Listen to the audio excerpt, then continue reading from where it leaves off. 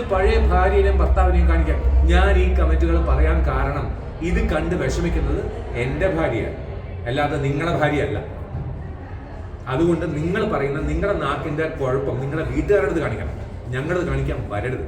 ഞാൻ നേരത്തെ പറഞ്ഞിട്ടുണ്ട്, ഞാൻ കേസ് കൊടുക്കാത്തത് ഒറ്റ റീസൺ, നിങ്ങൾ 4 പേരോ 5 പേരോ ഞാൻ കേസ് കൊടുക്കുകയാണെന്നുണ്ടെങ്കിൽ ബാക്കി 10 പേര് രക്ഷപ്പെടും. തലയിൽ തോർത്തിട്ടുണ്ട് കള്ളത്തരം കാണിച്ച് ഫേക്ക് ഐഡിയിൽ നടക്കുന്ന ആ മനുഷ്യൻ. ഞാൻ സീരിയലിൽ ഒരു ഡയലോഗ് ഉണ്ടായിരുന്നു, എന്തായാലും നിങ്ങൾ ആ സീരിയലിന്റെ എപ്പിസോഡ് വരുമ്പോൾ കാണും. ഇതെല്ലാം നികൃഷ്ട ജീവികളാണ് ഇങ്ങനെ ചെയ്യുന്നത്, നിങ്ങൾ അതിന്റെ ഭാഗമാണെന്ന് ആയിക്കോളൂ, എനിക്ക് പ്രശ്നം. ഈ കമന്റ് എനിക്ക് വായിക്കാൻ താല്പര്യമില്ല.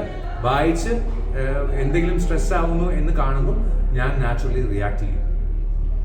അത് ഈ വായിക്കൊള്ളാത്ത രീതിയിൽ സംസാരിക്കുന്ന നിങ്ങളുടെ സഭ്യതയാണ് കാണിക്കുന്നത്, നിങ്ങളുടെ കുടുംബ മഹിമയാണ് കാണിക്കുന്നത്, നിങ്ങളുടെ സ്വഭാവമാണ് കാണിക്കുന്നത്, എൻ്റെ അല്ല. നിങ്ങളുടെ സർട്ടിഫിക്കറ്റ് എനിക്ക് ആവശ്യമില്ല. റീസെന്റ് ചേട്ടന്റെ താടി പറഞ്ഞുകൊണ്ട് വരുന്നുണ്ട്. ഇതുവരെ താടി ഇല്ലാത്ത ആളുകളുടെ അസൂയായിട്ടാണ് ഞങ്ങൾക്ക് തോന്നിയത്. താടി ഉള്ള ആൾക്കാരാണെങ്കിലും ഇല്ലാത്ത ആൾക്കാരാണെങ്കിലും എൻ്റെ താടി എൻ്റെ മുഖത്താണുള്ളത്, അവരുടെ ദേഹത്ത് ഞാൻ കുത്തിക്കയറ്റുന്നില്ല. ഉണ്ടോ?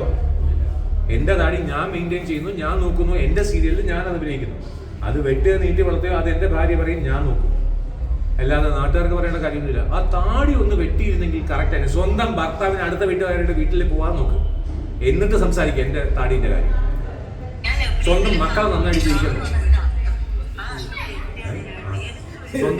സ്വന്തം മക്കളെ നന്നാക്കാൻ നോക്കും. അത് കഴിഞ്ഞിട്ട് ബാക്കിയുള്ളവർക്ക് താടിയുണ്ടോ മുടിയുണ്ടോ മീശയുണ്ടോ അത് വെട്ടണോ അതോ നീട്ടി വളർത്തണോ എന്നുള്ളതൊക്കെ നിങ്ങൾ തീരുമാനിക്കും.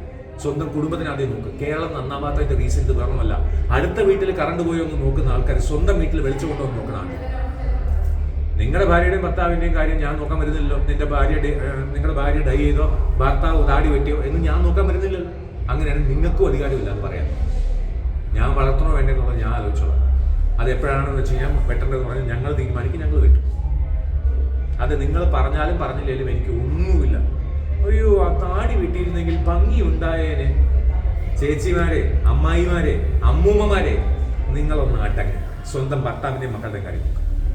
എൻ്റെ കാര്യം നോക്കാൻ എൻ്റെ അമ്മയും എൻ്റെ അനിയത്തിമാരും എൻ്റെ ഭാര്യയും എൻ്റെ ചേച്ചിയും എല്ലാവരും ഉണ്ട്. എനിക്കൊരു കുടുംബം ഉണ്ട്. നിങ്ങൾക്കില്ലാത്തത് എനിക്കൊന്നും ചെയ്യാൻ പറ്റും.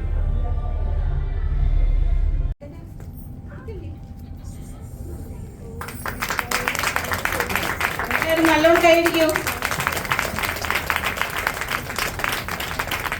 ശൈലജയ്ക്ക് ഒരു മെമ്മന്റോ കൂടിയുണ്ട്, അത് ഞാൻ കൊടുക്കാം. എല്ലാവരും